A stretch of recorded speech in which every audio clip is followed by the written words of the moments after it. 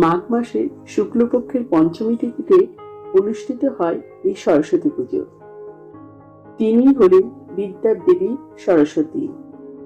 School, college, office, বাড়ি সব জায়গায় এই সরস্বতী পুজো উৎসবে আমরা মেতে উঠি। তোরা এই ভিডিওতে আমরা জেনে নেব 2027 সালে সরস্বতী পুজো কবে পড়েছে এবং তার পূর্ণাঙ্গ সময়সূচি। বন্ধুরা, তার আগে পরবর্তী ভিডিও পেতে চ্যানেলটাকে সাবস্ক্রাইব করে নেবেন আর ভিডিওটা লাইক শেয়ার করতে ভুলবেন না। আর কোনো কিছু তথ্য জানতে হলে কমেন্ট বক্স তো রইলই। 2027 সালে সরস্বতী পুজো পড়েছে ইংরেজি 11ই ফেব্রুয়ারি 2027 সাল বৃহস্পতিবার।